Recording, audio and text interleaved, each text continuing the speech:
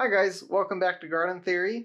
Today we're going to be talking about the principles of landscape design and how you can use them in your own yard. I'm here on Animal Crossing today to showcase a few examples of how we can use the principles of landscape design.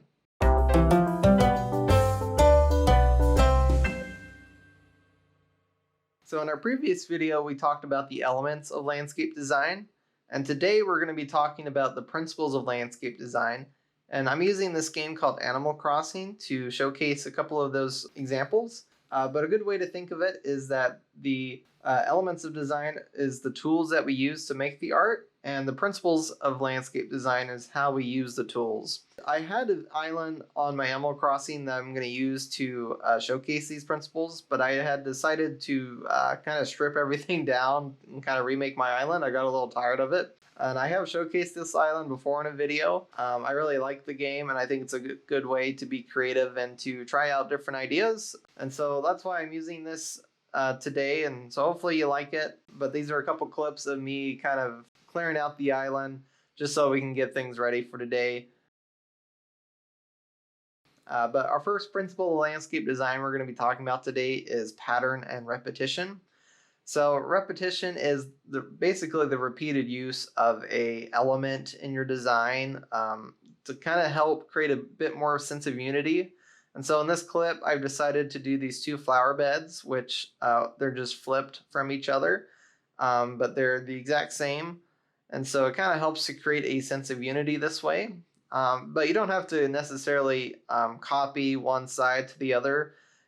You could have a pattern of different salvia throughout your entire garden space. It doesn't just have to be an exact copy like how I've done it here. Just having a repeated pattern or design or a plant can really help create a better sense of scale and kind of just create a better sense of unity.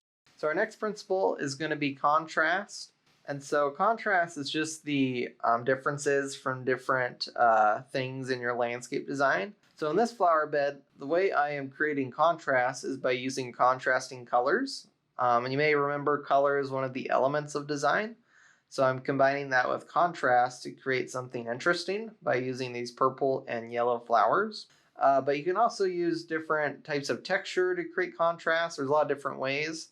But we're going to move on to our next principle, which is emphasis and dominance. And so emphasis is creating something with special attention or gathering your eye to a specific place in your landscape design. Sometimes you'll hear people call it a focal point.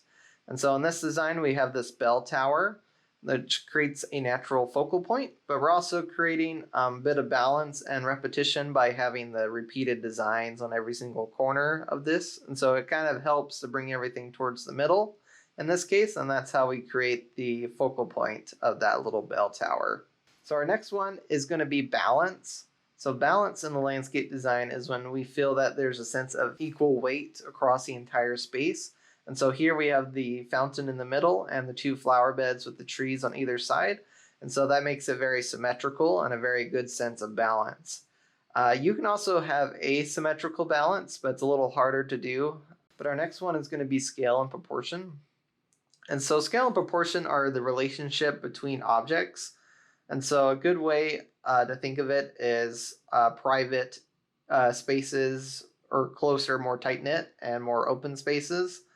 And so here in this example, I've created this outdoor kitchen to showcase scale and proportion. And so it's really about the relative scale to the human body. And so having a private outdoor kitchen with an arbor and stuff like that, it's going to help make things feel very private. But say if we did put our outdoor kitchen in a really weird place, like out in the middle of the lawn or something, it's not going to have that same sense. So you need a better sense of enclosure for your more private, intimate spaces. And it's also important to have a sense of expanse on your more open places. So our next one is rhythm and movement. And so you can have a lot of different rhythms and movements in your landscape design. One way that you can do that is by having a water feature with the flowing water going between the rocks and stuff like that. It can create a lot of movement in your landscape design.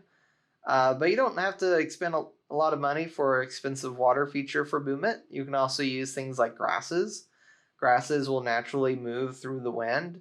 And so having very flimsy, kind of whimsical plants going through the air can really create that sense of movement in your landscape design. But you can also do this in different paths and stuff by having things right around a corner where it requires you to move through the landscape design in order to see different places.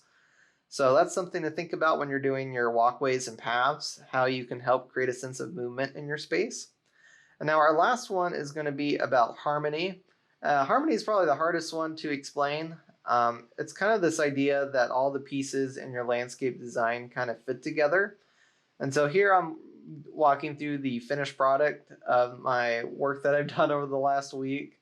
I'm not 100% done, but you can kind of see everything kind of tries to fit well together. We're using the brick pathing. We have the same trees and stuff like that. I still have a lot more work to do. I still have like the left side of my island to do.